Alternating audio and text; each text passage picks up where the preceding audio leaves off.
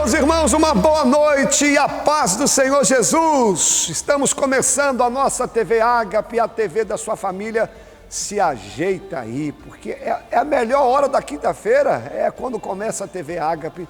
E hoje pensa num programa bom, Deus vai falar com você, hoje as suas forças serão renovadas. Mas para começar, já dá o seu like aí e compartilha nos grupos de WhatsApp, compartilha para a família, para quem você quiser. A TV Ágape começou e nós já vamos para o primeiro quadro aí, para o nosso bate-papo Ágape, para o nosso podcast Ágape. Vamos lá, primeiro quadro. Meus irmãos, nós estamos aqui no nosso podcast Ágape, esse quadro aqui tão bacana. Toda semana tem alguém aqui para nos auxiliar, para nos ajudar. Esse quadro que tem sido um canal de bênçãos. Hoje eu tenho a honra, o prazer e o privilégio de receber aqui no nosso bate-papo a nossa irmã em Cristo, Débora, que também ela é advogada, ela atua na área trabalhista e hoje nós iremos aprender um pouquinho sobre isso, um assunto que praticamente todos nós precisamos saber, entender.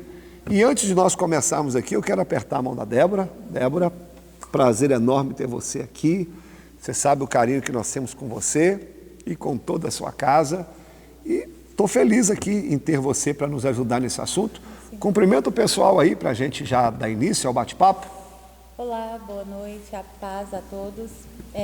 Primeiramente, eu gostaria de te agradecer, pastor, pela confiança e pela oportunidade de poder falar um pouquinho mais sobre o meu trabalho. Vai ser uma honra poder engrandecer ainda mais a TV Ágape. Que bom.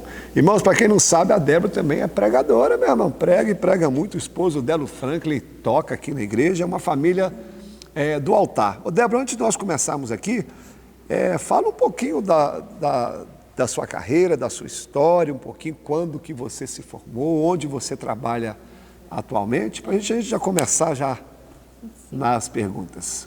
Eu me formei em 2017 e tirei a OAB também em 2017 e há 4 anos eu comecei a trabalhar com consultoria trabalhista, que é realmente visitar as empresas, identificar as suas fraquezas, as suas forças e alinhar a relação de trabalho, porque as pessoas acham que o advogado trabalhista ele tenta lesar o empregado e não é isso. Na verdade, a gente ajusta a relação entre empresa e trabalhador. Atualmente eu trabalho na clínica laboral e hoje lá eu desenvolvo com eles a consultoria jurídica. Lá Legal. Nós prestamos a consultoria em saúde e segurança do trabalho, tem a área da medicina ocupacional e junto nós estamos trilhando também para a questão da consultoria jurídica. Que bacana. E desde pequena você já gostava disso ou foi que veio no estalo? Como é que veio essa oportunidade? Desde pequena eu queria ser, na verdade, delegada. Que legal, e eu que fiz joia. direito por esse motivo, mas Deus mudou os planos. Caminhos e mostrou que o que Ele tinha para mim era muito melhor. Tá bom. Então vamos lá. Na sua concepção, qual que é o maior problema que você identifica hoje nas empresas? Hoje, pastor, a maior dificuldade nas relações trabalhistas está totalmente vinculada à liderança. São líderes que não são capacitados, são pessoas que, na verdade, talvez nem tenham perfil para liderança, mas estão à frente nas empresas. Sim. E eu digo isso porque, muitas vezes, quando nós conversamos com gerentes, supervisores, eles falam, é muito difícil lidar com pessoas. Mas o nosso maior exemplo de liderança é Jesus Cristo. É verdade. Ele pegou 12 pessoas totalmente diferentes. Complicadas, né? Sim, Pedro é uma prova. E colocou todas alinhadas no seu propósito. E liderança é isso, é você inspirar as pessoas, é despertar o melhor nas pessoas. E hoje as empresas falham e erram muito por isso. Então, até entra a questão da alta rotatividade. Sai vários colaboradores, mas o problema permanece, porque é quem está à frente. Sim, sim. Então, é muito difícil a empresa mudar todo o quadro de funcionários e achar que o problema é os funcionários. Né? E qual que seria a saída? Seria, por exemplo, a empresa pagar um curso para os funcionários, porque, pelo que parece, por exemplo, tem uma empresa, deve ter o gerente ali, contrata o camarada que tem uma experiência, mas não passa para ele o que tem que fazer, como ser feito, ou a maneira que a empresa exige, né? Sim. Hoje nós realizamos o treinamento de líderes. Esse treinamento, ele objetiva primeiro, capacitar o líder com questões judiciais, toda a legislação trabalhista e, posteriormente, a relação dele com os demais colaboradores.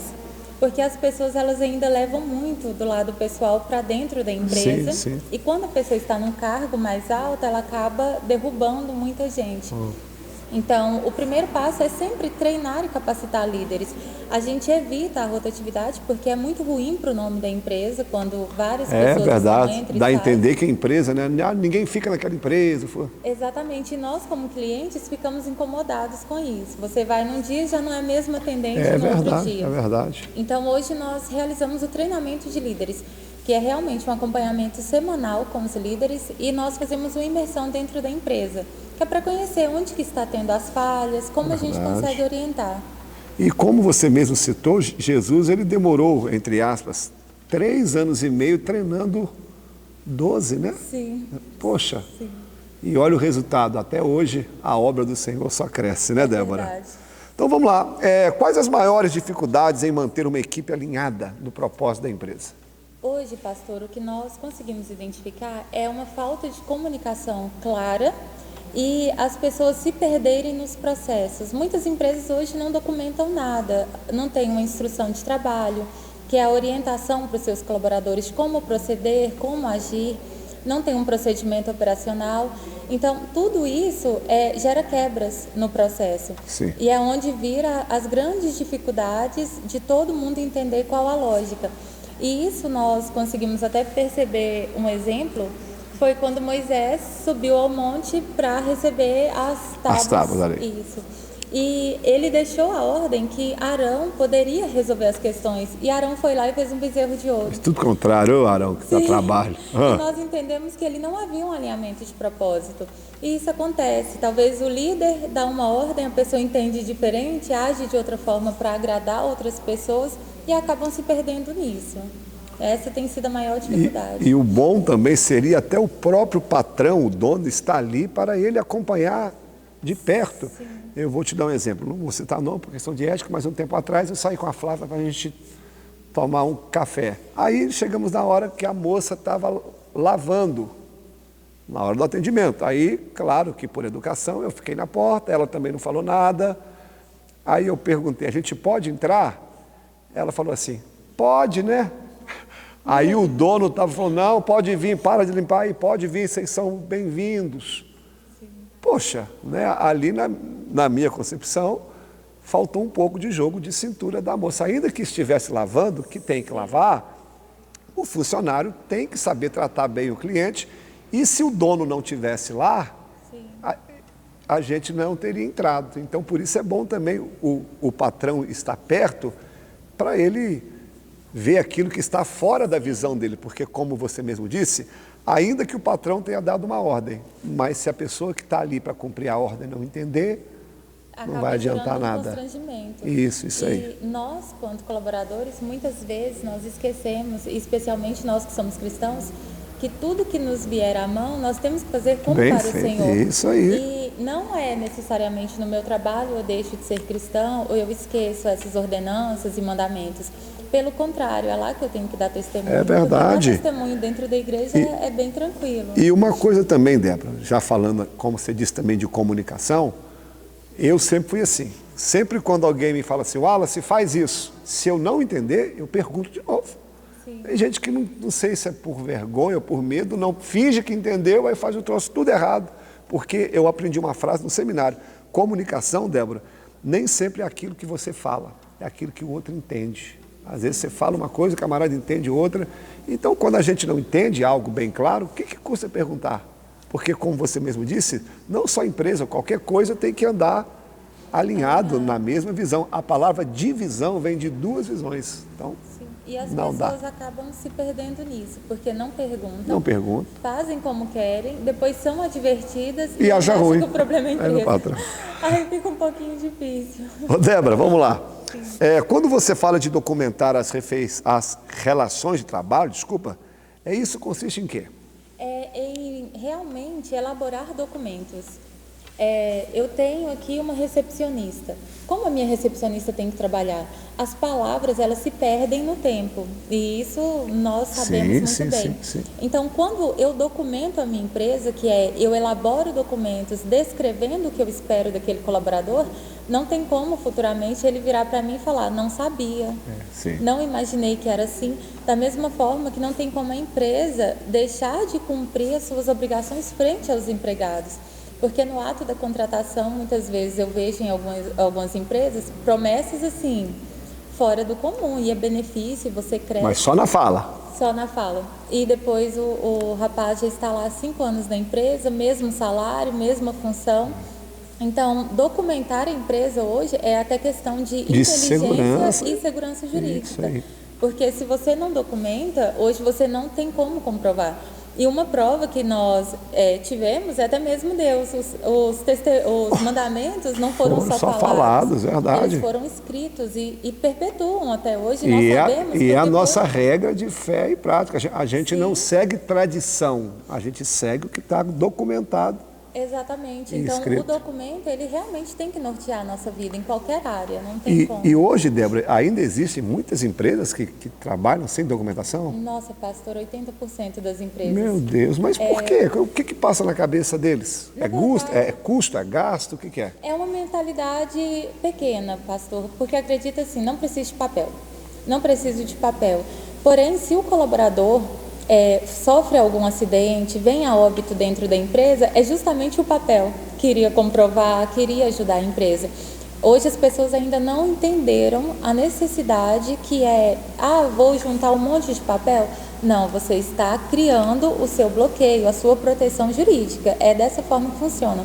E hoje, quando a gente apresenta para algumas empresas, quando nós fazemos algumas visitas comerciais, eles ficam, eu estou há 40 anos no mercado e nunca fui processado. Quem machuca aqui pede conta e sai. Uma hora acaba. Tem que rir, né? Sim, aí eu falo, tudo bem, a hora que o senhor precisar, nós estamos à disposição, mas eu torço que não precise. Meu Deus. Porque é uma situação um pouquinho complicada, mas aqui em Patrocínio, principalmente, pastor, as pessoas, por ter muita empresa familiar, e eu moro aqui há 13 anos e sou muito grata, mas por ter muita empresa familiar, as pessoas acabam não tendo a consciência da necessidade que é. E como que você poderia aconselhar, por exemplo, um funcionário, ele vai começar numa empresa?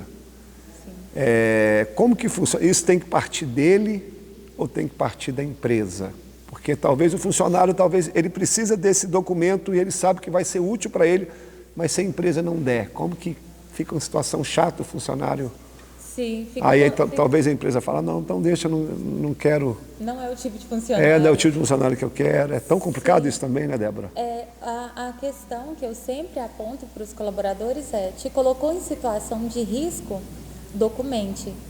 Parta de você documentar. E hoje, pode parecer coisa simples e os empregadores, donos de empresas, muitas vezes não se atentam, mas uma simples conversa no WhatsApp é um documento. Ah, é, Débora? Sim. Opa! Hoje, se o empresário manda uma mensagem fora do horário de trabalho, cobrando coisas do seu empregado, ele está gerando hora extra. Opa, pessoal, fica esperto aí com o WhatsApp, ó. Sim.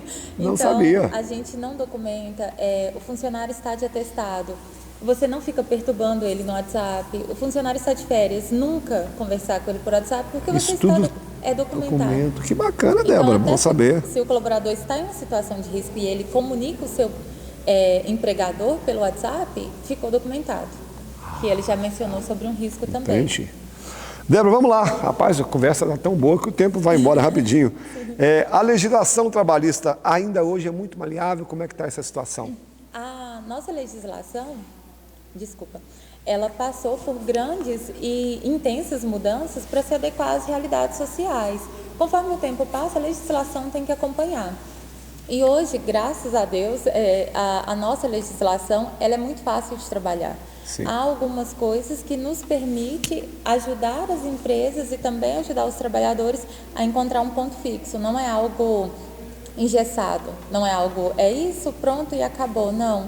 A gente tem uma margem para trabalhar com a consultoria, auxiliando da melhor maneira também. Que legal, Débora. Então você acha isso uma conquista? Sim, é uma conquista enorme, principalmente para as mulheres, hoje Sim. no ramo de trabalho. E isso tem mudou avançado de muito. quantos anos para cá?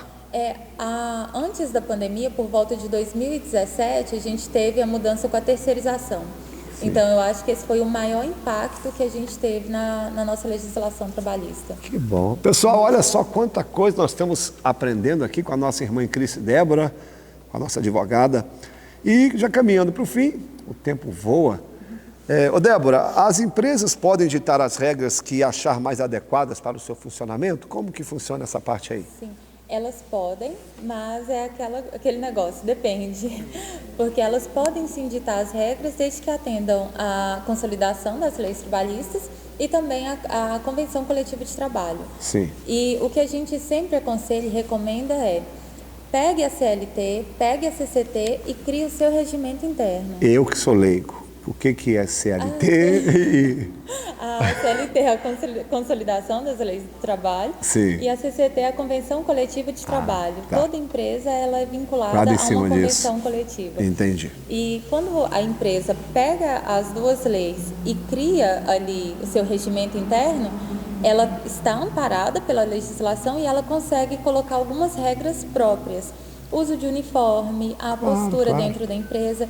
Então, ela consegue ditar as suas regras respeitando a Sim. legislação. Desde também. que não fira a integridade, né, seja física ou moral do funcionário, ela pode fazer as normas que ela quiser. Sim, e nós orientamos que seja feito junto com um profissional. Sim. Para que a pessoa também não coloque o que quer. Por exemplo, Claro. trabalhar 12 horas por dia E sábado e domingo. Exatamente. Né? Então, a gente precisa de um acompanhamento melhor. E hoje, de uma forma em geral, qual que seria a carga horária semanal de um funcionário, mais ou menos, em média? Hoje, os colaboradores trabalham em média 44 horas.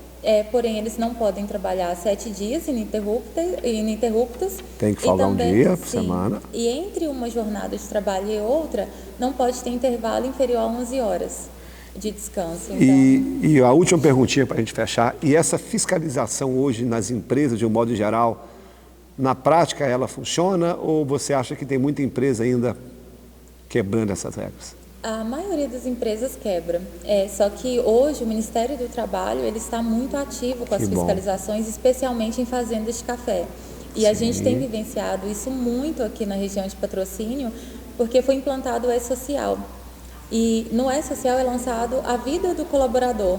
Então, o Ministério do Trabalho, o auditor, ele vai até a fazenda para fiscalizar se tudo aquilo é verdade. Que bom. É onde a gente tem alguns probleminhas. É uma conquista. Ô, Débora, então, para resumir, deixa aí um conselho tanto para os colaboradores quanto para as empresas que estão contratando. Deixa aí seu último conselho para ajudá-los.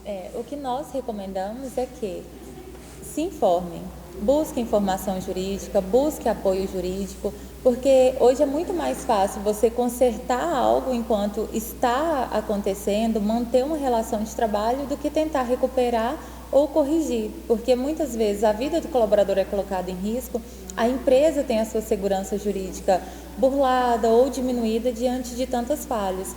Então, o melhor caminho é a informação. O conhecimento nos livra da ignorância. Sim. Né? Débora, aperta minha mão aqui. Obrigado pelo carinho, obrigado por você ter aberto mão de um tempo para estar com a gente. Imagina. A família da Débora está aqui, né? Vocês não podem ver, mas é uma família linda e qual nós amamos muito. Que Deus te abençoe grandemente, que o Senhor te prospere ainda mais. Amém. E obrigado por tudo que você e a sua família têm feito por nós. Muito obrigada, tá bom? pastor. Pessoal, que aula, hein? Que aula! Ó, a TV Ágape continua, já vai dando like aí, já compartilha e tem muita coisa boa para acontecer aqui no programa. Vamos lá para o próximo quadro. Depois desse bate-papo aí tão edificante, a Débora, deu algumas dicas aqui interessantes. Meus irmãos, TV Ágape, sem você compartilhar e sem dar o like, não adianta nada. Quanto mais você compartilha, o YouTube entende que o programa é relevante e a nossa intenção aqui é alcançar almas. Vamos para o segundo quadro. A Adria está dando um show aqui de devocional para nós. Vamos ouvir então o quadro da Adria. Olá, meus amigos, cumprimento todos vocês com a paz do Senhor. Hoje eu estou aqui para falar de uma coisa que eu amo, né, que é devocional, que é a palavra de Deus, como vocês já estão sabendo. E nas semanas passadas eu fiz um panorama bíblico bem rapidinho sobre todo o Pentateuco. Então, se você não teve a oportunidade de assistir, não conseguiu, volta lá depois desse programa e assiste, tenho certeza que vai falar bastante com você. E para dar sequência a esses panoramas bíblicos, hoje eu quero iniciar o panorama bíblico dos livros históricos da Bíblia. Eles estão em sequência aí do Pentateuco e também estão lá no Antigo Testamento. Hoje, então, nós vamos falar de Josué, Juízes, Ruth, 1ª e 2ª Samuel. E é interessante você saber que esses livros históricos, eles relatam, né, a história desde quando o povo de Israel entrou em Canaã até quando eles foram ali para o cativeiro. E para iniciar, eu quero começar com o livro de Josué.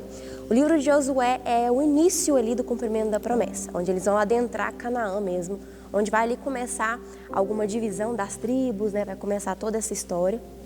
E você vai ver personagens bíblicos muito importantes, como Caleb, Raabe, o próprio Josué.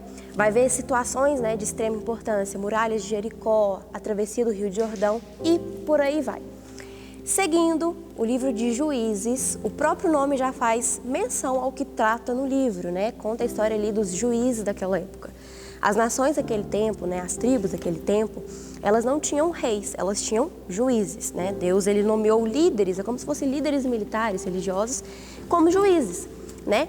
Só que é interessante a gente falar sobre juízes, que acontece um ciclo muito vicioso ali naquele livro.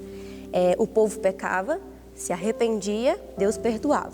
Aí eles pecavam, se arrependia, Deus perdoava. E fica nisso todo o tempo. Então, é um livro bastante interessante para você ver sobre advertência ao pecado, sobre pecado, desobediência e coisas similares. Você vai encontrar alguns nomes ali muito importantes, como de Débora, Gideão, de Sansão, os episódios ali que acontecem com Sansão. Então, é um livro que vale a pena você investir tempo para você estudar. Em sequência, nós temos o livro de Ruth, que faz um paralelo, né, tá ali no meio, e desses livros, né, históricos, e ele relata a história de Ruth e Noemi, né?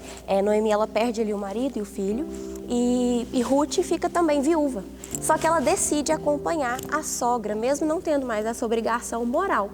E aí ela segue a sogra para um novo caminho, uma nova fé, né? Ela decide servir ao Deus da sogra, e é uma história muito linda que fala sobre amor, fidelidade, que conta do casamento dela com Boaz. Então, se você puder, estude o livro de Ruth, Deus vai falar imensamente com você, tenho certeza. E para finalizar o panorama de hoje, só uma pincelada mesmo, quero falar sobre 1ª e 2ª Samuel. Na verdade, é o mesmo livro, ele só foi dividido teologicamente para te ajudar a entender melhor, porque é muito assunto e é muita história dentro desses livros. Então, já te adianto, se você puder, estude sobre Samuel, sobre esses livros aí, porque são livros essenciais para a gente entender muitas coisas bíblicas no contexto geral. Por que eu falo isso? Aqui vai começar o início das monarquias, ou seja, dos reis. Aqui nós não vamos ter mais juízes, nós vamos começar a ter reis que vão tomar conta agora ali de cada povo. Então é muito interessante você entender esse início. Por que chama Samuel? Porque faz menção ao último juiz, que foi Samuel. Ele foi ali gerado por Ana, numa oração muito linda, ela não conseguia engravidar. E ela chega no templo e pede a Deus um filho. E ela devolveria esse filho se Deus o concedesse. E ela acaba gerando Samuel. Então, Samuel é ali um sacerdote, né? Ele está ali e ele vai, inclusive, participar de grandes eventos. Ele vai acompanhar o rei Saul, ele vai ungir o rei Davi. E nesse livro, né, de Samuel, nós vamos ver, inclusive, episódios muito importantes, como Davi e Golias, como a perseguição de Saul para Davi, a amizade de Jonatas, que era filho de Saul, com Davi. Então é um livro muitíssimo interessante para você estudar, de verdade, estude mesmo. E o livro de 2 Samuel, ele bate bem nessa tecla da monarquia, né, do reinado, mas especificamente do reinado de Davi. Vai falar ali de assuntos que aconteceram durante o seu reinado, das perseguições que ele teve, do adultério, né, com Batseba,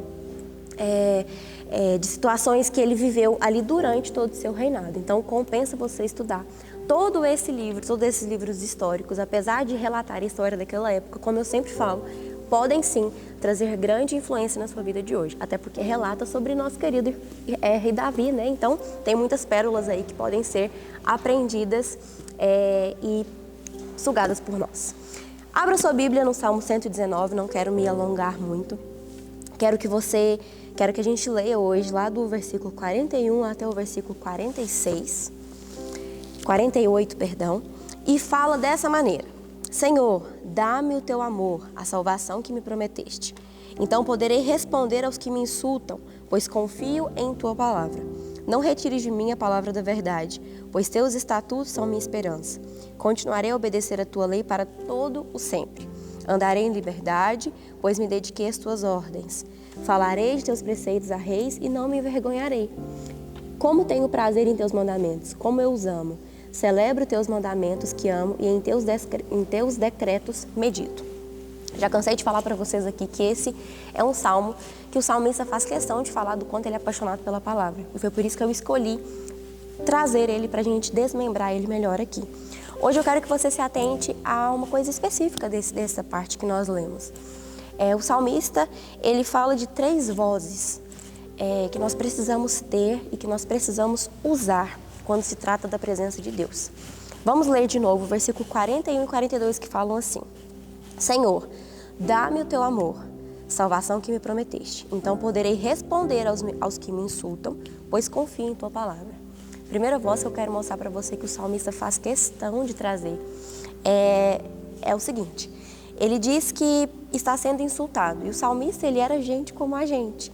Se você pegar aí o salmo todo, você vai perceber que ele era perseguido, que ele era ameaçado, que ele era ridicularizado, que ele recebia calúnias, injúrias e muitas coisas. Só que quando ele recebe esses tipos de insulto, ele não chega para Deus pedindo para que Deus derrame vingança nele, para que ele se vingue, derrame justiça. Não, ele faz um pedido muito singelo, que é: dá-me o teu amor, a salvação que me prometeste. Então, quero aplicar isso na sua vida também. Se você está aí recebendo um insulto, está sendo perseguido no seu trabalho, está recebendo uma perseguição ministerial, está passando por algum problema nesse sentido, sendo caluniado, injuriado, que você peça a Deus para que Ele te enche de tanto amor, para que você responda com amor. É essa a forma como o salmista valida a palavra de Deus. Me ensina, me derrama esse amor, me derrama essa salvação, me derrama tudo isso para que eu responda àqueles que me insultam dessa maneira e não de outra forma. Segundo ponto, está lá no versículo 43. Não retires de mim a palavra da verdade, pois teus estatutos são a minha esperança. Ele chega diante de Deus, ele poderia pedir inúmeras coisas. E ele só pede o seguinte: não retire de mim a palavra da verdade. Nós, muitas vezes, chegamos diante de Deus cheio de acusação, cheio de murmuração, reclamando com inúmeras petições. Mas esse salmista aqui, nesse momento, ele se preocupou em apenas usar a voz dele para pedir a Deus que não tirasse dele as palavras da verdade. Então, que você seja usado dessa maneira. E ao chegar diante de Deus, fala: Deus, não tira a tua palavra de mim, não tira a tua verdade de mim, porque é isso aqui que me dá esperança. E se o Senhor me retirar isso, nada vai sobrar e nada vai funcionar sem ela aqui. Então, que nós usemos a nossa voz, tanto para responder com amor àqueles que nos insultam, quanto para pedir a Deus que não retire a palavra e a verdade dele, que ele derrama sobre as nossas vidas diariamente. E por fim, para finalizar, no versículo 45 fala assim: andarei em liberdade, pois me dediquei às tuas ordens. Falarei de teus preceitos e não me envergonharei. Falarei de teus preceitos a reis, esqueci essa palavrinha. O que é o mais interessante daqui? Ele usa a voz dele no final. Aqui ele já diz que quer usar a voz dele para falar do amor. Ele quer usar a voz dele para pedir a Deus para não retirar a verdade dele. E agora ele quer usar a voz dele para falar para reis, para autoridades, para pessoas que estão acima dele sobre a palavra de Deus. E ele quer fazer isso em liberdade. Então, que você vire para Deus e use a sua voz para pedir isso para Ele. Fala: Deus, eu quero falar da Tua palavra para aqueles que estão acima de mim, que são importantes para mim, para aqueles que às vezes podem até ser autoridades sobre a minha vida, para falar sobre o Seu nome, sobre a Sua palavra em liberdade. Então, que hoje você seja ousado como esse salmista, né? Eu sempre falo que esse salmista é muito ousado, que você seja ousado como esse salmista. E para finalizar, o salmista apresenta a palavra de Deus nessas passagens aqui de 4 maneiras que eu gostaria que você guardasse em seu coração. como amor, como salvação, como esperança e como liberdade. Então, que você enxergue a palavra de Deus hoje como essas 4 coisas, como amor, como salvação, como esperança e como liberdade. E que você use a sua voz para colocar todas essas palavras em práticas no seu dia a dia, assim como esse salmista. E é isso, se você não fez seu devocional, faça que ainda dá tempo. Não assistiu os outros episódios, volta lá depois que o programa assistir, tenho certeza que vai falar muito com você. Assiste, faça o devocional, não deixe de fazer. E fica aí até o final, que eu tenho certeza que Deus tem muito para te edificar ainda. Até a próxima. Vamos agora conferir a agenda da igreja para você saber os dias de cultos. Vamos lá, vamos acompanhar. Segunda-feira, 19h30, o nosso culto de oração. De joelhos, nós somos fortalecidos perante o Senhor. Uma igreja forte é uma igreja que ora. Quarta-feira, quarta-feira é o culto da vitória, às 19h30. Este culto nós damos oportunidades para os pregadores da casa, que por sinal, pregam muito a turma aqui. E no culto da vitória nós temos um momento da oração das causas impossíveis, onde nós clamamos a Deus e Deus tem respondido pela sua graça e bondade. Sexta-feira, sexta-feira é o culto da palavra. Na maioria das vezes eu que ministro esse culto, só não prego esse culto quando eu não estou aqui na cidade. É onde eu prego sobre um capítulo da Bíblia, ou um personagem, enfim. É um culto para você que gosta da palavra mesmo. Meio de semana, terça e quinta, nós temos o culto nos lares, confere aí. Nós temos aqui uma equipe muito boa, uma equipe bem preparada para levar o evangelho até a sua casa, até o seu lar. Vamos para o sábado agora? Sábado temos 2 cultos. O primeiro, culto dos adolescentes, 17 horas, para você ensinar o seu filho desde novinho o caminho da igreja. E ainda no sábado, o segundo culto, culto dos jovens. A mocidade se reúne aqui para louvar ao Senhor, para trazer uma palavra. Jovens, vem para cá. Agora, domingo, 2 cultos também, o primeiro às 9 horas da manhã, a nossa escola bíblica dominical, lugar de aprendizado, de crescimento, lugar onde você aprende a palavra do Senhor. Você que gosta de Bíblia, vem para cá. E domingo, nós encerramos, 19 horas, culto da família, culto de celebração, de júbilo, onde nós apresentamos a nossa vida, a nossa semana, a nossa família na casa de Deus. E, além dos cultos, nós temos também 2 programas de rádio, a rádio Liberdade FM às 11 horas, confere o link, e às 14 horas a rádio Cultura FM. Todas as 2 rádios, a frequência 104,9. A igreja também tem um site, www.ibagape.com e a TV Agape. TV Agape toda quinta-feira, 21 horas no YouTube, a TV da sua família. Agora que você já viu a agenda da igreja, só vir. Te espero. Valeu, meus irmãos. Agora que você já viu a agenda da igreja, não tem desculpa para você não vir. Eu sempre estou na porta ali, quero apertar a sua mão, quero te dar um abraço. Só que agora nós vamos acompanhar os takes e nós tivemos aqui o Congresso do Louvor e da Intercessão. Meu irmão, que bênção, todos os dias. Confira aí um pouquinho daquilo que Deus fez nesses dias.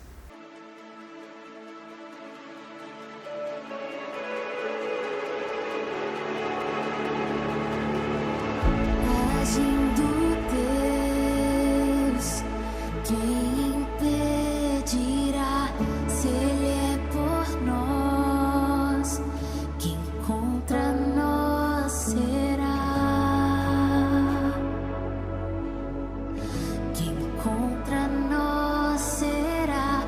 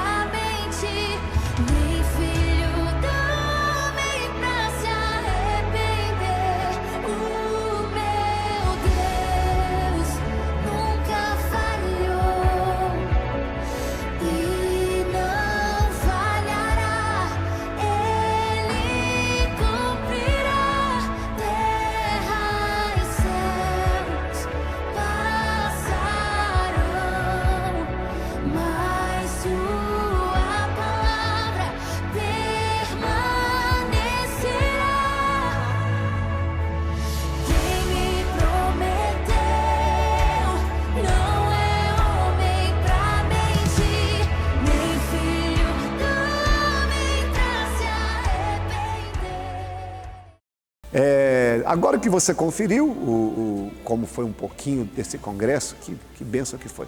Iremos agora para um quadro novo. O nome é Qual é o Teu Ministério?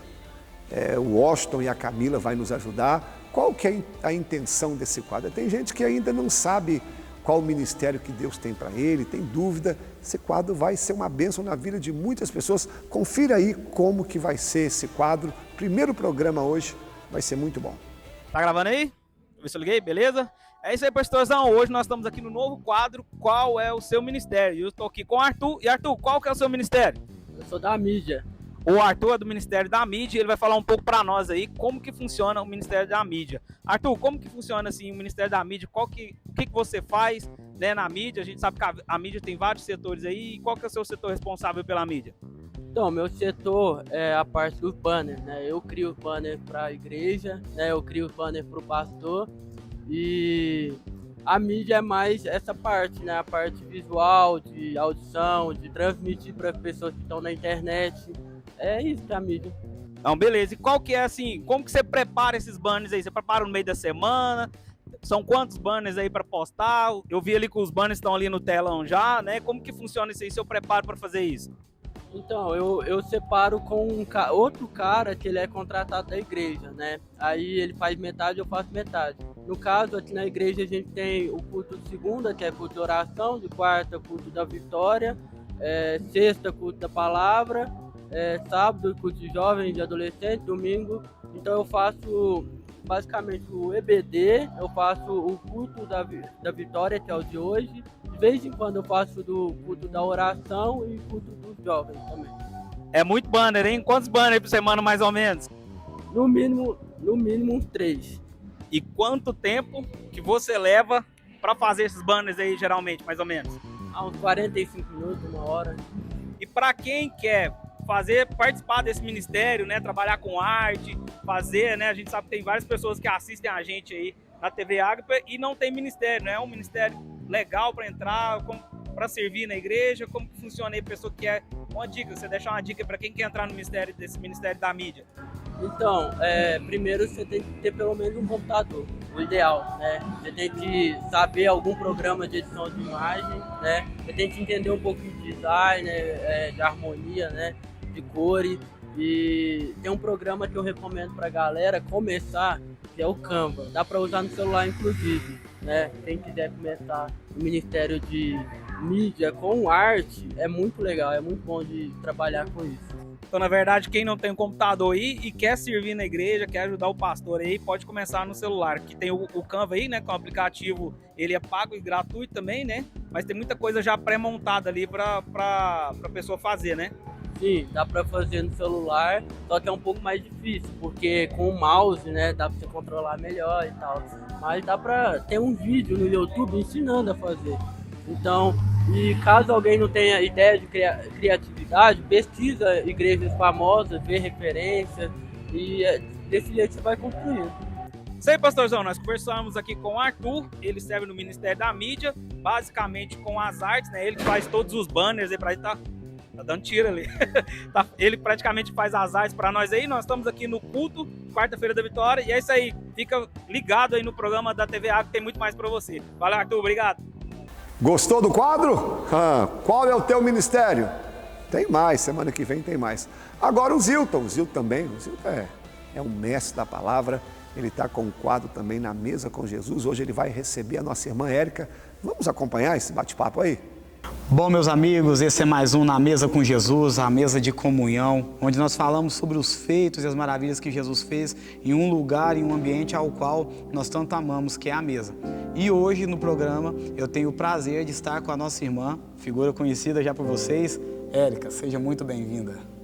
É um prazer, uma honra estar aqui com vocês, Zilton, para a gente falar um pouquinho mais sobre a palavra de Deus e para a gente aprender junto.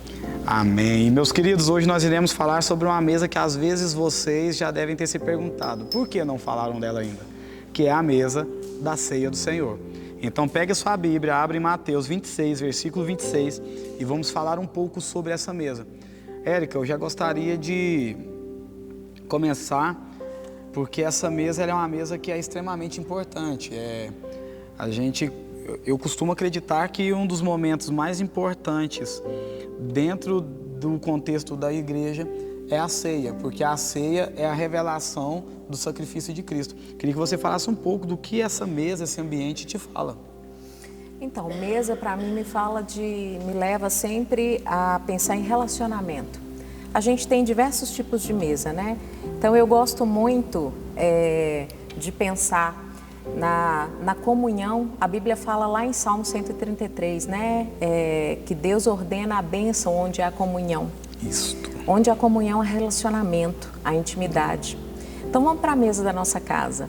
Eu gosto sempre de ilustrar com a mesa da nossa casa. Normalmente o lugar que a gente mais frequenta, né, que a gente mais se lembra, se a gente puxar na memória, é a cozinha da nossa casa. Sim. É onde tem a mesa, onde a gente fez as nossas refeições, onde a gente trocou ideia, onde a gente viveu momentos especiais. Então, além de ser um momento de comunhão, de intimidade, é um momento em que você vai se alimentar. É um momento que você vai comungar e conhecer o outro. Para você ter à mesa uma pessoa com você, você tem que ter muita intimidade, você tem que conhecer essa pessoa profundamente. Sim. Então, ela me fala sobre profundidade de relacionamento. E a mesa também ela vai nos falar de estações. Porque todos nós que temos mesa, todos nós que temos esse ambiente dentro da nossa casa, todos nós tivemos dias de fartura na mesa, mas também tivemos dias de escassez. Teve o dia em que você fez tanta comida que você falava assim, nossa, acho que hoje vai sobrar.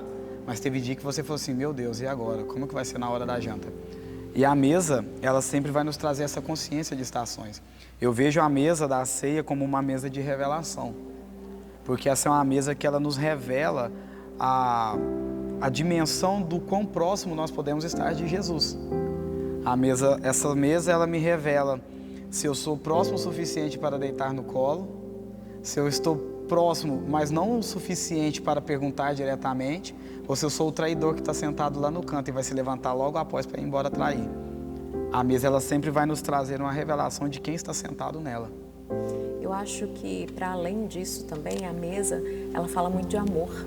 Sim. Então, não tem como você ter relacionamento, você ter a mesa, você ter intimidade com uma pessoa que você não ama. Quando você traz o alimento também, ele é uma revelação do amor. Sim. O alimento espiritual é a revelação do amor de Deus por nós. Sim. E quando nós trazemos a mesa, fisicamente falando, né, nós estamos sentados à mesa, aquela comida, aquele alimento, sendo ele a fartura ou a escassez também, é a revelação do amor de Deus. Com certeza. Em todo momento, sendo na fartura, na escassez, nós temos que ser gratos a Deus, porque Sim. a mesa, ela nos revela o amor de Deus por nós. Sim, principalmente essa, né? A mesa da ceia é a mesa do sacrifício. Exatamente. A mesa do sacrifício, eu estava até, antes da gente começar, lembrando, né? Êxodo 15, se eu não me engano, quando Jesus fala assim, olha, eu vou libertar o meu povo. E aí ele fala assim, vocês vão pegar um cordeiro, vão imolar esse cordeiro, mas se a sua família for pequena demais para comer o cordeiro, você vai chamar a família do vizinho. Por quê? Porque se sobra cordeiro na mesa é porque está faltando gente. É verdade. E se está faltando gente, quer dizer que eu estou retendo muito do cordeiro sobre a minha vida.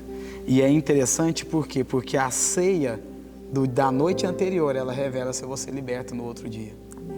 Porque foi numa ceia anterior que o povo foi liberto do Egito, mas Jesus, sendo o cordeiro que deu tudo, porque ali ele quando no Egito falaram, come até as vísceras. Jesus, ele entregou tudo, ele não entregou parcialmente, ele deu sua vida. O cordeiro não sobrou nada, mas ele falou o seguinte, eu voltarei. E ali, o sacrifício dele não se estendeu apenas à família que estava do lado, ela se estendeu a toda a família da humanidade que veio até Jesus. Então a mesa da ceia, ela também me remete a isso. Ela vai sempre me lembrar de que o cordeiro que eu carrego, se ele é grande demais, é porque eu preciso compartilhar com mais pessoas. Exatamente nesse ponto que eu queria entrar. Se eu preciso compartilhar, eu vou dividir com as pessoas aquilo que eu tenho. Eu não devo reter. Como serva de Deus, eu tenho que compartilhar a palavra de Deus por onde eu passar. Eu tenho que colocar, transbordar para as pessoas aquele amor, aquela palavra que Deus tem me dado. Isso é dividir, isso é compartilhar. E quando você divide, é até algo contrário à matemática, né? Na verdade, quando a gente divide, a gente está somando, a gente está multiplicando para o reino de Deus, né? Então, que nós tenhamos esse entendimento, que eu estou dividindo, eu estou compartilhando mais da palavra de Deus, mais das experiências de Deus. E quando eu compartilho a experiência de Deus, a experiência que eu tenho com o Senhor, automaticamente eu gero no outro aquela fome e aquela sede por conhecer daquilo que eu tenho conhecido, daquilo que eu tenho carregado. É igual aquela pessoa, né, Eric, que quando você faz um prato muito saboroso, não é o prato em si que te gera fome, é a reação de quem está comendo. Exatamente. Então, quando Jesus fala assim, comei de mim, mas como que eu tenho comido dele? Eu tenho comido com a boca que gera fome na pessoa, que ela fala assim, nossa, aquilo que ele está experimentando deve ser tão bom, eu quero um pouco. Ou eu tenho feito careta, eu tenho feito, nossa, isso é... Ai, nossa, Jesus, nossa, ceia, não. Ou eu estou falando, nossa, que delícia, nossa, Jesus, com entusiasmo, até a pessoa fala assim, cara, eu quero o que ele está comendo. E além disso, aí você me remeteu outro texto, né, que fala que nós somos o sal dessa terra. O sal, ele, além de temperar, o principal é para gerar sede. Quanto mais sal eu sou, mais sede eu gero. Ele tempera de uma tal forma que dá água na boca. Essa água na boca nada mais é do que sede. Então, quando eu conheço mais de Deus e eu tempero, eu falo das pessoas, eu coloco à mesa a palavra do Senhor, aquilo que Ele me deu, eu estou gerando sede, eu estou sendo sal. Não, e a mesa, ela estava em tudo, né? A mesa, ela estava na libertação do Egito. A mesa, ela estava na casa de Davi, que era uma mesa de restauração, quando Mefibosete. A mesa, ela estava, né, no ato da entrega de Jesus. E a gente fala assim, nossa, mas por que a mesa? Isaías 41, Ezequiel 41, versículo 23, se eu não me engano, vai falar as medidas. Vai falar assim, ó, eu até anotei aqui para a gente falar um pouco sobre isso. O altar de madeira, espera lá, um altar de madeira, mas não tem chamas no altar? Como assim o altar é de madeira? E aí ele fala assim, era de 3 côvados de altura, seu comprimento de 2 côvados, seus cantos e sua base e suas paredes eram de madeira. E o homem me disse, esta é a mesa que está perante o Senhor. Então, Jesus, ele já remetia ali naquele lugar o que já era feito na eternidade. Porque o altar era o lugar de sacrifício, mas o altar que estava perante o Senhor era uma mesa. E ali Jesus, ele se fez como sacrifício, porém perante uma mesa. Porque nós temos altar, mesa no começo, mesa no meio, mas também quando nós formos salvos, quando a gente chegar lá com o corpo glorificado, o altar do Senhor é uma mesa que está perante a Ele. Amém. E o sacrifício, de certa forma, somos nós agora. Amém. Ele se deu como sacrifício para que nós pudéssemos ser o sacrifício perfeito, o sacrifício vivo. Amém. Onde a nossa história, a nossa caminhada, ela possa definir o quão próximo nós estamos dele. E se nós pensarmos também a respeito de mesa, a gente levando hoje, a mesa, à mesa são tomadas grandes decisões. Eu tenho mesas hoje de vários tipos, né? Eu tenho a mesa lá na cozinha da minha casa, mas eu tenho decisões que são tomadas à mesa lá do escritório, à mesa da professora que corrige as provas. Em cada mesa uma decisão é tomada. Sim. Mas a mesa principal, a decisão que foi tomada pelo sacrifício do Senhor Jesus na cruz, foi uma decisão de amor, de salvar a mim e a você que está assistindo essa conversa agora. Essa foi a principal decisão, a decisão é a declaração de amor maior que você vai poder receber na sua vida. Essa é a maior e a melhor decisão que cada um de nós pode ter. Sim, nós temos a convicção de que o sacrifício de Cristo, ele sempre vai ser uma alusão àquilo que nós devemos ser. Amém. Porque quando ele parte o pão, ele entrega o vinho, ele diz o seguinte, fazei isto em memória de mim. Ele quer dizer o seguinte, lembrem-se das promessas, lembrem-se de tudo, porque se você trouxer a minha memória, qualquer situação vai ser fácil de passar, qualquer dificuldade você supera. A mesa, ela tem essa capacidade de fazer você se lembrar dele, Amém. trazer a memória a ele. Amém. E a prova disso é a mesa de Emaús. Porque ele caminhou com eles. Como assim? Eu caminhei com Jesus e eu não o reconheci, mas quando ele sentou na mesa, eu lembrei dele. olha que experiência, que intimidade de você estar à mesa com uma pessoa, você ter tido relacionamento e quando você volta àquela cena, você se lembra da pessoa. Então é isso, é trazer a memória, o relacionamento, é trazer a memória do Senhor. E a nossa memória também, aquilo que nos traz esperança. Sim. E a nossa esperança é nós reinarmos com o Senhor na glória. Essa é a maior esperança que eu e você, como cristão, como servo do Senhor, como filhos de Deus, podemos ter. Não é aqui na terra a esperança de termos sucesso ou qualquer outra coisa. A nossa maior esperança é reinarmos junto com o nosso Deus que sacrificou o Filho dele, o único Filho, para morrer por nós e nos comprar por preço de sangue. Sangue puro, sangue carmesim. Então não existe maior declaração de amor. Eu sempre gosto de falar de Deus, falar de mesa, falar de comunhão. Para mim, eu não tenho como, não me remete a outra coisa a não ser amor. Deus, Ele nos ama e Ele quer relacionamento comigo e com você. Mas para que haja relacionamento é necessário você sentar à mesa. Se os discípulos não tivessem sentado à mesa com o Senhor, eles não teriam comido com o Senhor, eles não teriam tido tempo com o Senhor, eles não teriam tido relacionamento e ouvido de tão perto o Senhor, visto, olhado para os olhos dele. Exatamente isso. Deus quer uma posição de cada um de nós. Deus quer que nos assentemos à mesa, mas a decisão é minha e sua. E é isso, meus amigos. Nós temos convicção que há um lugar à mesa para mim, há um lugar à mesa para você. Mas é necessário que nós estejamos posicionados em quem Cristo é. Traga à sua memória aquilo que te traz esperança, mas que a sua esperança esteja firmada em quem Ele é. É com o Senhor, pastor Zal? Estamos quase chegando ao fim. Nós vamos ouvir a palavra agora. 10 minutinhos só, fica aí para você ouvir o recado disso. Estou com uma série de mensagens aqui sobre a conversão de Paulo. Muito bacana, vamos ouvir a mensagem. Meus irmãos, vamos lá, vamos ouvir a palavra do Senhor. Nós estamos aí, hoje é a segunda parte, estou falando sobre a conversão de Paulo, querido. Tantas lições que não dá para pregar de uma vez só, então estou indo com calma, uma mensagem de 10 minutinhos, aguenta aí para você ouvir o que Deus tem para falar com você. Livro de Atos, capítulo 9, diz assim: Saulo, ainda respirando ameaças de morte contra os discípulos do Senhor, dirigiu-se ao sumo sacerdote e lhe pediu cartas para a sinagoga de Damasco, a fim de que, caso achasse alguns que eram do caminho, assim homens como mulheres, os levasse presos para Jerusalém.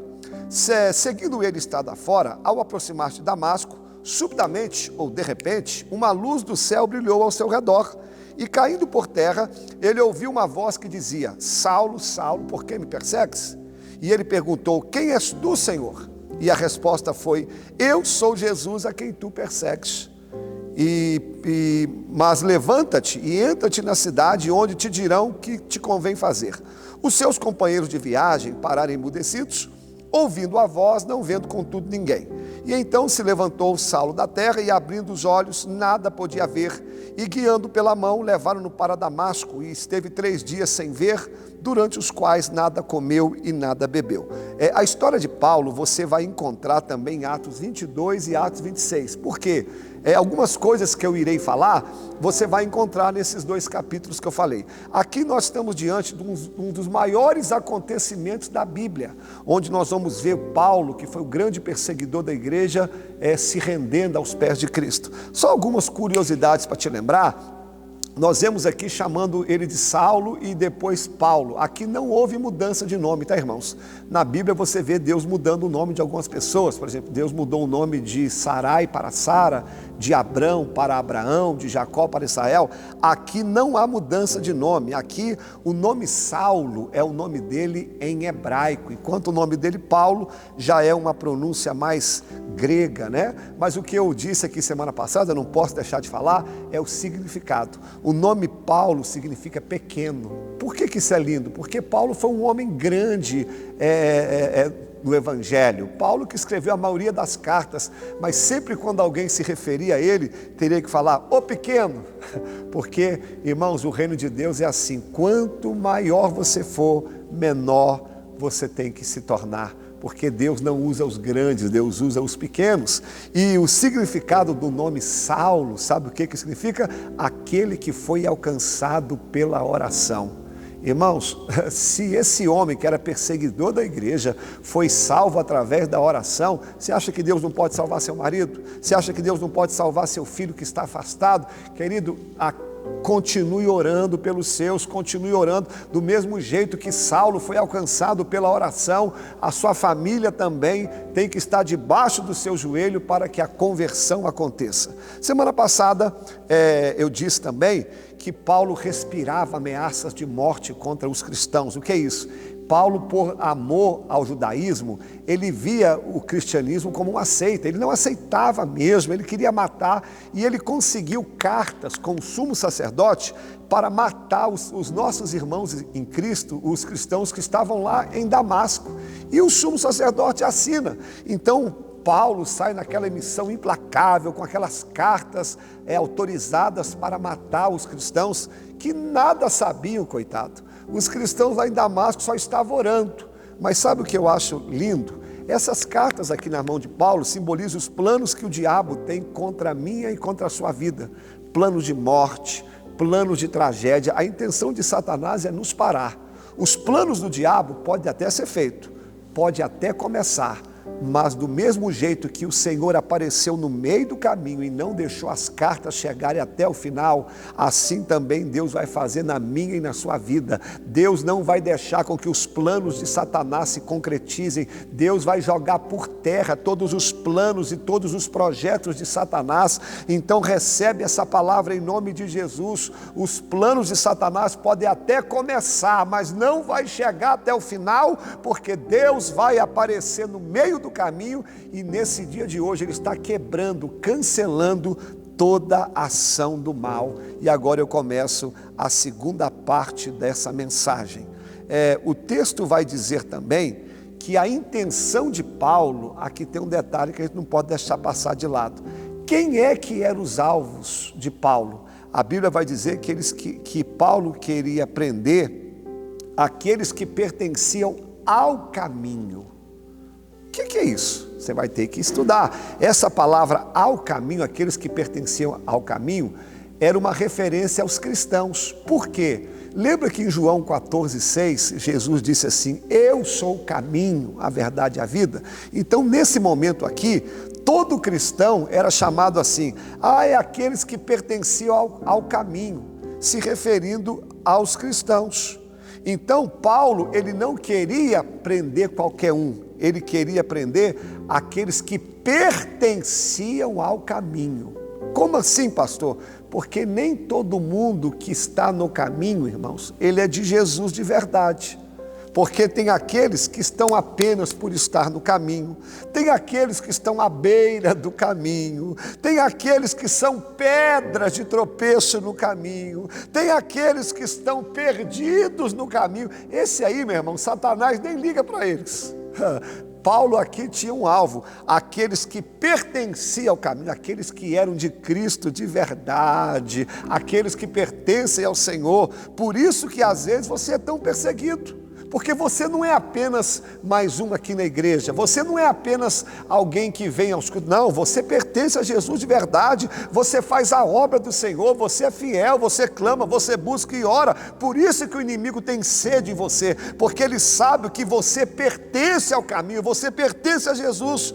Mas olha que interessante, olha que legal, Paulo estava a caminho, querendo prender aqueles que estavam no caminho, mas o verdadeiro caminho apareceu para ele. Olha, irmãos, o verdadeiro caminho, que é Jesus, não permitirá com que aqueles que estão no caminho sejam derrotados. Olha, Deus não vai deixar, meu amigo. Então continua no caminho, pertença ao caminho, porque Ele não vai deixar o inimigo nos destruir. Então eu vou até repetir essa frase aqui. Paulo estava a caminho, querendo prender aqueles que pertenciam ao caminho, mas o verdadeiro caminho, que é Jesus, apareceu para ele. Oh, bendito seja o nome do Senhor, sirva a Deus de verdade. E já caminhando para o fim, que hoje eu falei que eu quero pregar só uns 10 minutinhos, Paulo está na sua missão implacável. E ele tem seus planos, e na cabeça de Paulo, irmãos, ele acha que ninguém o para. Ele acha que ele é imparável, que ele consegue fazer o que ele quer, a ponto dele fazer uma viagem de 200 quilômetros até Damasco para matar os cristãos. Sabe quem que Paulo que representa? Aqueles homens que se acham indestrutíveis, que acham que pode fazer o que quer. E quando a Bíblia diz que ele viaja ao meio-dia, irmãos, meio-dia não era um horário que ninguém viajava não, porque era o horário que o sol estava a pique, e dentro da cultura bíblica ali é muito quente, a Palestina é muito quente, mas Paulo, ele está assim: eu vou, eu consigo, eu faço o que eu quero. Mas a Bíblia diz que ao meio-dia, escute agora, ao meio-dia, o Senhor apareceu para ele, irmãos. Ao meio-dia, acima do sol do meio-dia, o Senhor apareceu para ele. O que Deus está nos ensinando? Sabe o que diz que Malaquias capítulo 4, versículo 2? Que naquele dia nascerá o sol da justiça e trará salvação para aqueles que estão debaixo das asas de Deus. Sabe o que Deus estava dizendo para Paulo? Paulo, não se ache imparável, porque eu estou acima de você. Eu estou acima dos seus planos. Eu estou acima de todas as coisas. Irmãos, nós podemos fazer planos sim, mas nós precisamos de consultar a Deus, porque se necessário for, do mesmo jeito que Deus fez com Paulo, Deus aparece na hora mais improvável, Deus aparece ao meio-dia, para nos jogar no chão, para dizer que quem comanda é Ele. E de repente, o grande Paulo estava no chão. De repente, aquele homem que se achava indestrutível está cego. De repente, tudo mudou na vida de Paulo. De repente, Deus o abateu. De repente, Deus frustrou os planos dele. E eu quero terminar essa parte aqui de hoje. Meu irmão, não seja arrogante perante Deus, não. Não seja alguém que pensa que pode fazer tudo que você quiser, que a gente não pode. Nós precisamos consultar ao Senhor, porque senão Deus nos abate, porque senão Deus nos coloca no chão, porque senão Deus nos constrange. Ah, meu amigo, que essa pequena palavra que semana que vem eu vou dar sequência à história de Paulo, mas guarda esses dois ensinamentos hoje. Se você pertence ao caminho, se você pertence a Cristo de verdade, o inimigo vai fazer de tudo para te parar. Mas quem pertence ao caminho, o verdadeiro caminho aparece para nos defender. E por favor, não seja alguém igual Paulo, que se acha indestrutível não, porque se necessário for, Deus nos joga no chão, Deus nos quebra. Mas para terminar, irmãos, tem hora que Deus nos derruba para nos levantar. Tem hora que Deus nos cega para abrir os nossos olhos. Tem hora que Deus nos põe no chão para nos levantar de uma maneira muito melhor. Então, aqui para concluirmos, Deus estava frustrando os planos de Paulo para que os planos de Deus se cumpram na vida dele. E isso Deus também está fazendo com alguém. Deus frustrou os seus planos, Deus te colocou no chão, Deus te abateu, mas não é para o seu mal, é porque Deus tem coisas maiores para fazer. Vamos orar? Semana que vem a gente dá sequência a essa história. Vamos falar com Deus. Vamos orar então, meus irmãos. Senhor, em nome de Jesus, eu quero apresentar essa palavra que foi ministrada aqui. Hoje nós aprendemos que quando Paulo, ele perseguia os nossos irmãos em Cristo, ele queria pegar aqueles que pertenciam ao caminho, aqueles que verdadeiramente serviam ao Senhor de verdade. Mas o Senhor, que é o caminho, o Senhor não vai permitir que aqueles que estão no caminho sejam destruídos. Senhor, peleja as nossas guerras, peleja as nossas batalhas.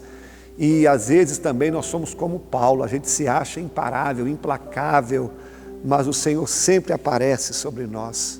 O Senhor frustra os nossos planos, o Senhor nos joga no chão se necessário for, mas o Senhor muda a nossa história. Pai, pode fazer isso quantas vezes o Senhor quiser, porque os teus planos são maiores do que os nossos, os teus projetos são melhores que os nossos. E eu quero apresentar a cada pessoa que ouviu essa palavra, que foi tocada por ela, que foi transformada, que a vida delas possam ser impactadas a partir de hoje. esse pai de família que às vezes está com a porta fechada, essa pessoa que luta contra uma enfermidade, essa pessoa que está enfrentando crise familiar, lutando contra uma enfermidade também, ou está afastada dos seus caminhos, ou nunca aceitou o Senhor como teu único e suficiente Salvador. Que essa noite seja a noite da mudança, seja a noite da transformação. Eu te agradeço por tudo que o Senhor fez, em nome de Jesus. Amém. Infelizmente chegamos ao fim. Na semana que vem tem mais, eu aguardo você aqui, mas não deixa de compartilhar, o programa vai ficar salvo aí e dá para você compartilhar. Pessoal, Pai do Senhor, beijão no coração e até a próxima, se Deus assim nos permitir. Com Deus!